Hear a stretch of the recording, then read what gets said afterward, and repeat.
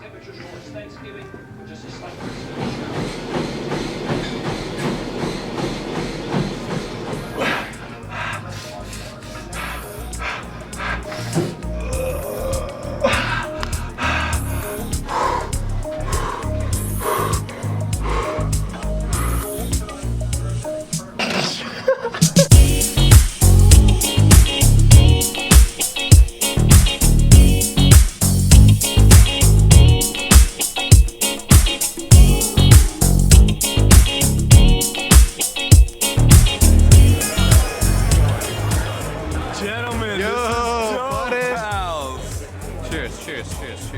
And the winner is Scum.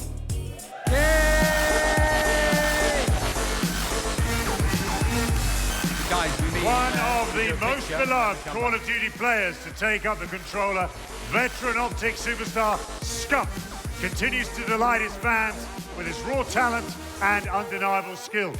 With a case for being the best player to ever touch the sticks. We got an email. Well, no, I got a Skype message. Who uses Skype nowadays? I got a Skype message from Warren. There's this new event that's happening. It's called the Esports Industry Awards, and he said that we got nominated, and it was fan voted. And I'm like, well, why'd you wait till the last second to tell us? You know, like we could have asked the Green Wall to help out. But anyway, it was an honor to be nominated. Obviously, anytime you get nominated to Esports Team of the Year, Most Handsome Esports Organizer of the Year, you know, Player of the Year, etc., it's always an honor.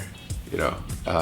Sunday night, we take a trip to London, land at 5 a.m., sleep from 9 a.m. to 3 p.m., wake up at 3, go shopping from 3 to 4:30 for Pamaj's tall butt who has no suits, who had to get the first suit ever. And then from 6 all the way to 11 was the ceremony. From 11 all the way to 2 was the after party. From 2 all the way till we traveled again was us staying up. So it was a gnarly 24 hours of us being in America, then going to England to America. Like one day, we were literally there for one day. I slept in England once, is what I'm trying to tell you.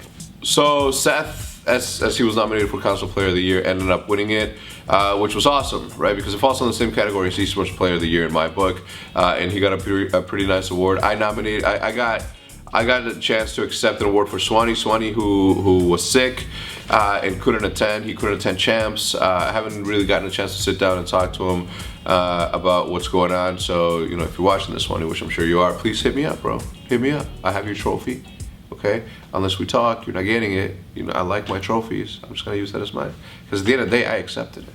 So, Hector Rodriguez, European Esports Player of the Year. I just want to say thank you with all of these amazing nominees. This is a real privilege to have won this award. Also, I want to shout out to all of the Green Wall, some of the best fans in the world, regardless of esports, traditional sports, entertainment in general, some of the best fans truly in the world. So thank you guys for this. And then shouts out to my mom, dad, brother, my family, my good friends, Hector, and all of my sponsors. Thank you guys. Great work, man.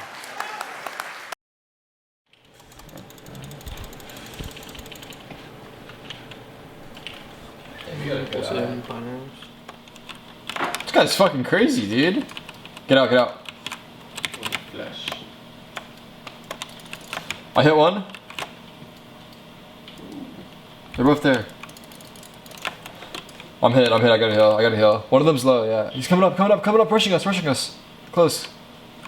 You have no helmet, Yeah. I see him.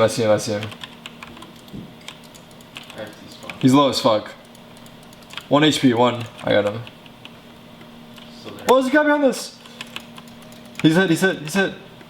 He's running. Whoa, there's 2! In the house, top roof. Hold on, I'm healing. Close! I'm so bad. Fuck! Can you stop yelling? Dude, no, there's another one in the house. He's lit as fuck too. Honestly, I should have just ran away. I think it's fun. It's fun because it was very boring to be alone all the time, only with Will, obviously, and we had fun. I would like them to be always here, but who's the messiest? Me. Well, Peter wakes up bright and early every day, so he's like the only one who does that. I always wake up late as fuck, so, and so does Oscar's like in between. He sometimes wakes up early, sometimes wakes up late.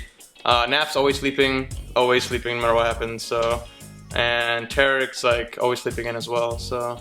Usually people wake up around 4 or 5 p.m., even earlier sometimes, but. I mean, practice is really good, like we get to see each other's screens and like we get to talk to each other right after like the rounds happen, but in terms of actual good practice, we haven't been able to like, have that much practice because like we've been traveling to event after event after event, and we have like 1 or 2 days at the house, but other than that, when we get to play our matches and our scrims, it's actually really nice.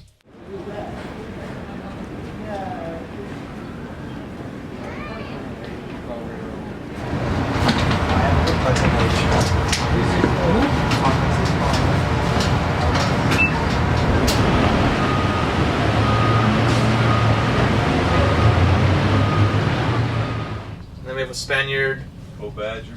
2 Canadians, and a guy from New York. So you're a bunch of mutts. You're everywhere. Yeah. Good for you. Good for you. Where's your next tournament then? Sweden. Oh boy. So you guys globetrot. Yeah. Good for you. We just got back from Brazil. Brazil?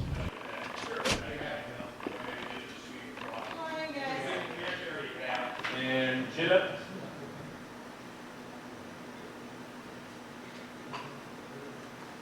Lights, heads. You can lean back on it casually. It's a family show. Oh, yeah. I don't know about getting in the crowd.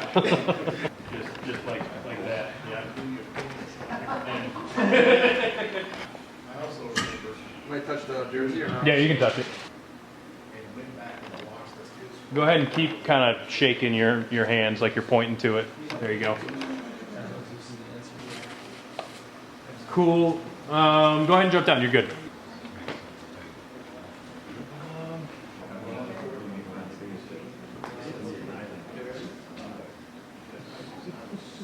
Go push in a little tighter for this one. So I'll shoot wide for these guys.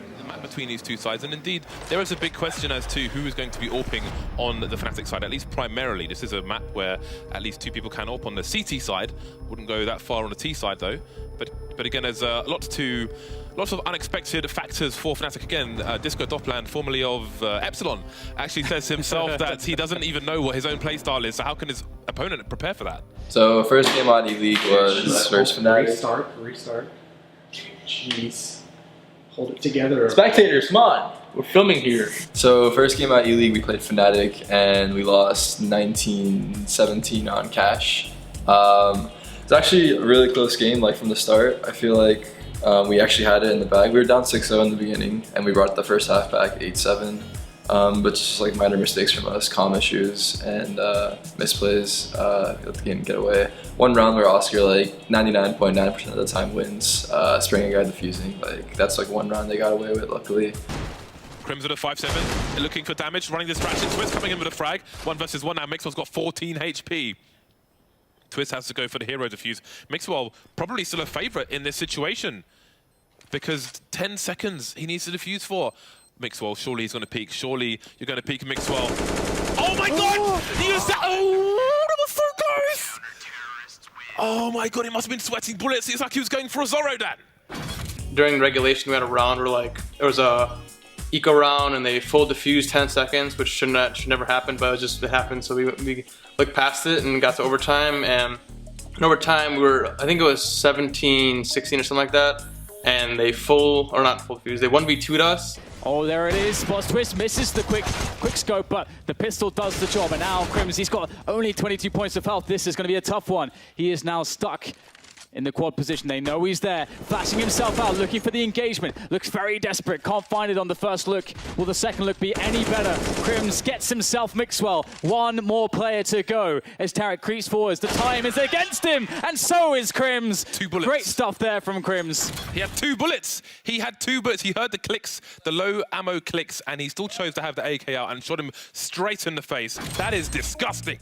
Crims 1v2'd us on quad at A, and we should have won that as well. And there's a bunch of rounds that just went their way that maybe should have went our way, but we ended up losing 17-19, so sucked. And the first person that we played Fanatic, who was playing with the coach, and we got so close to beating them, right?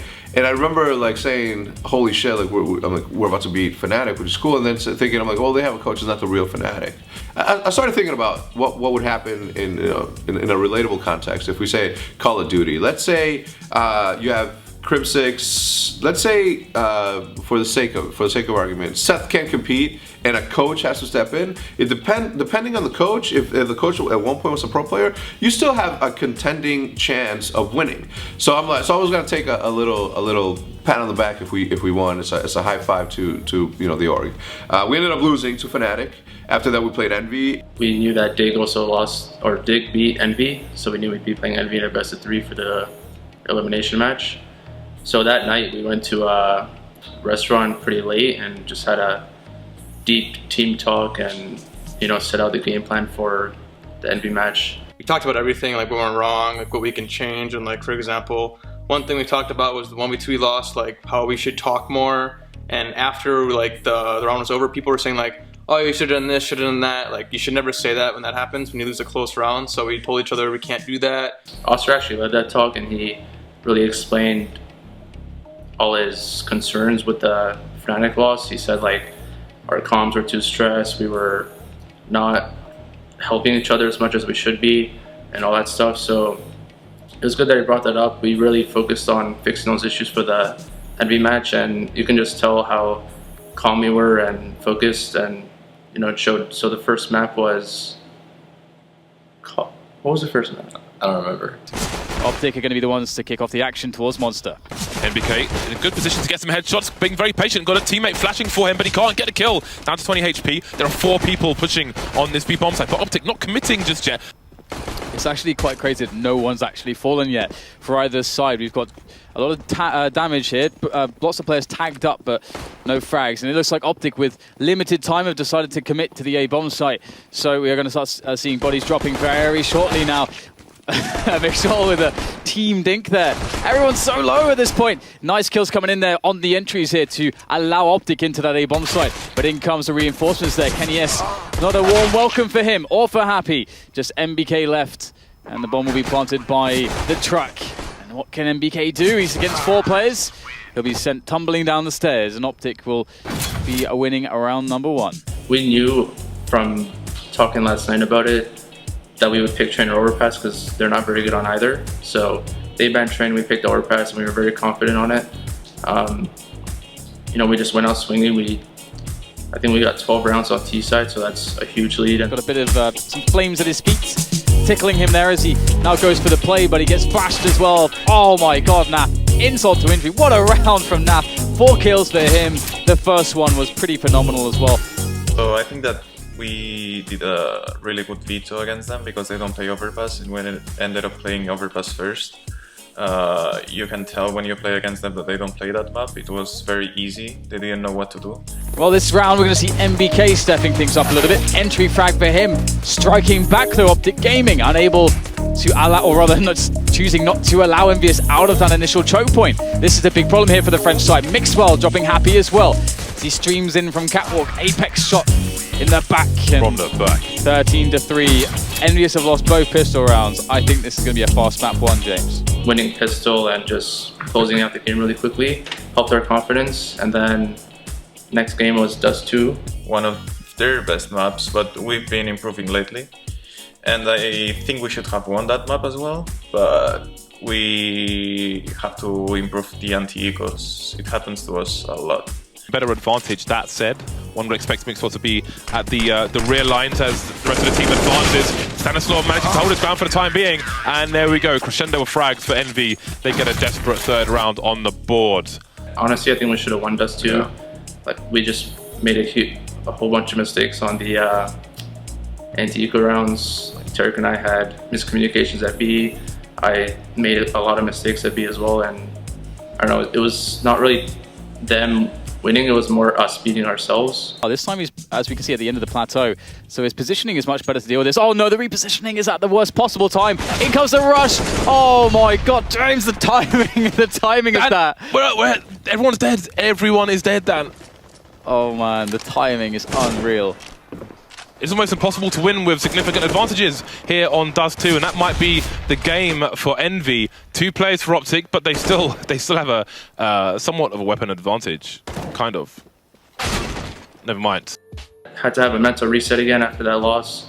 Third map was Kabul. We were confident going into that. We played against them before, but we gave them too much respect and we didn't get map control before, and we knew what mistakes we did before. So we fixed everything before the game. We talked about it yesterday, what to do and everything. Heading into E-League in Atlanta, we knew that we were going to have to really study the way that they perform, really study their nuances. And I'm not saying we as an I, right? We have people we have one person that helps the team do that. And they went in there with a plan. They went in there knowing some tendencies, knowing, you know, the way the chess game was going to unfold. This is problematic here. Already Tarek slowing down the push here. Thinning out the numbers. Rush chiming in as well. And things are getting worse. The Frenchmen, they need something. Someone needs to give them something. Happy with a little bit of something that takes down one, but the frags is coming in thick and fast at this point, but just too many men advantage too early on. Bomb down immediately as well. The numbers game coming in for Envy. The rush, though, isn't going to work out for the most part. Apex with 26 HP. Now he has a chance. Got himself 2 headshots, but the nade, Kobe, forward angled towards the so he's got the information that it's going to be A. Yeah, big fast play comes in from OpTic. Oh no, 2 players down straight away. Apex has to do something, gets eliminated as well. Big problems here for Envious. Start things off well in this round. The flashes deny him. The initial peaks, he can't even pull the trigger. So disappointing there for Kenny S. But it was well played by OpTic. There was nothing he could do, and that is why they're dangerous. Goes for the worst angle possible. Nafly, how did he find that kill? No trade. Sixers there, almost, but there's no trade. It's going to make life hard for NBK. Down he goes, but he needs to take down the Chicken Coop player. There goes Sixer as well, but Kenny has been so important for his team in the previous round. He can't get anything done now, though. 5 versus 2. It's all coming to a very horrible close. Apex, how does he find his way in through the flames, through the smoke, through 5 players? He's got Happy coming in from top zone as well. Quick smoke out, can't switch to the gun in time, and Apex will fall as well. 16-8, and OpTic, they best the French side of Envious. It was a struggle all the way for Envious. They could never quite get it happening, but OpTic could, and they move forwards against Fanatic. But that's the loss we're going to see of Envious here in Season 2 of E-League, unfortunately for them. We had a plan, and it worked well, and we won 16-8. Something like that, 16-9. Yeah, 16-9. Well, after the first Fnatic game, we knew like we really messed up. Like they have Jumpy and they have a stand-in who hasn't played in like 3 months. We knew we should have beat them. So going into the best 3, we just had so much confidence. We knew we'd beat them no matter what. From the T side, so he could just stay at the back and let his team deal with things, but he's going to continue with his push. Spots 3 more players. The spray down. Tarek's coming in as well, stealing all the kills in fact. 3 kills for Tarek, leaving Olaf Meister alone. So on this occasion, the flank works out lovely for Stanislaw. Has to pick up the bomb, which he's doing. Tarek's doing his best. Oh, what is that shot? That's ridiculous! Crim's down there, and there it goes, there's the bomb! How are they bringing this back? It's going to waste a lot of time. Now we have Rush charging on in his own. Good time to look away from flashbangs, gets traded regardless. There goes top plan as well. And see if he can do better. Crimson, Olafmeister, the dynamic duo, but Naf with his 3rd kill in the round is doing, oh my god, Naf, please, please Naf. Paper cuts in this one, Jumpy playing around the smoke. Gonna go for a pop flash. Loads of blind players, but he can't get anything done. Just the 1 player down, it's Twist alone with a 5-7. Picks himself up an AK, the spray is real, but again, OpTic, they are all over this round. OpTic now, locking down the A-long area. Or are they? Looks like actually Fnatic can get out there, but everybody's being lost. They can get out there, but they can die there as well then. It's true, it is a graveyard. They can die there as well. It goes for the flank. He's got the information for his side. OpTic have little reason not to push for this, apart from AWP getting into the hands of the Fnatic side. Jumpy running out of bullets to the UMP though, and there comes the pistol from Tarek. Down to the 2 versus 2 now. Stanislaw on the ramp's going to get the kill. Now it's Twist alone, and he's on long. Oh my god, it's planted for short, James. There's no coverage, the Twist can't find the bomb, there's no way he can stop this defuse from coming in. That's Mixwell with no armor, he's got a big task ahead of him. Double pick being attempted, there's Doppland, can he get the 1 versus 1 again? Jumping on the high ground, and the headshots there, no Kevlar on Mixwell. He gets tagged as well, but still the 2k, what a clutch. That's a chance, they're lining up for him, but he can't do anything else. Doppland with the scout, Rush and Nafly heavily tagged, but he can't get anything done either. Twist and Jumpy, there is still opportunity. Rush might be there to stop him as well, holding the off angle. Oh, but he's given his position away. Down to 2 versus 2. Nefra pushes the door, not going to work out. Now it's Mixwell. Full health versus Jumpy. AK versus AK. No kit on Jumpy. Continuing to run. Will he charge straight through the door? He will. Mixwell will shoot him straight in the face. It's pretty hype since we made it out. I think we're the only American team to actually advance from groups, so it's pretty sick. It adds to our busy schedule, which is honestly awesome. I think going to these events is a lot of fun, and it's a good experience for our team. All the fans were very supportive and showed a lot of love to us, so I appreciate that. And so we have DreamHack Winter coming up, and then right after that we're going to be going straight to E-League playoffs, where we play Mouse Sports, and we have a good chance. Our group, below our group is FaZe and VP. So if we beat Mouse Sports, we'll play the winner of FaZe and VP. So maybe you'll see that OpTic FaZe match that everyone wants to see. That should be fun. We had like the last 4 tournaments, and now we have DreamHack Winter, which is a week in Jönköping, Sweden. And then we come back, we go straight to E-League playoffs that same day, I'm pretty sure, so in Atlanta. And then after that, we have ECS finals in Anaheim. And then right after that, we have the major qualifier back in Atlanta, which is probably the most important thing out of all of that. So yeah, we have a pretty big schedule because if we make the major, we have the major after that as well. So we only have a few week break in the Christmas time, but it's going to be a really busy and packed schedule, so hopefully we can have a good showing like we have been lately. Look, at the beginning, almost around this time last year, we were planning on how we were going to make the announcement for the Counter-Strike team. You know, and we came up with this genius idea. By we, I mean me. Okay, but it had props to Hitch for executing. Anyway, we announced it, and there was like a mixed feelings, as it always is, right? A mixed bags of a bag of dicks and a bag of nice people who, understand. I knew that it was going to be a process. I knew that I wasn't in there. I wasn't going to get in there and just like dominate, right? I knew it was going to be a process, and we're still going through that process. Just because we've reached a level of success where people are like happy, doesn't mean that I'm happy. It doesn't mean that my players are happy. But even now when those same loud few are saying like, holy shit, we're so happy, you go boys, like of course we're happy, we accept the small victories that we've had. But that's not where we're stopping. We still have a lot to work on. And whether it takes another year or another 2 years, we're gonna be here. We're gonna try to continue to do that.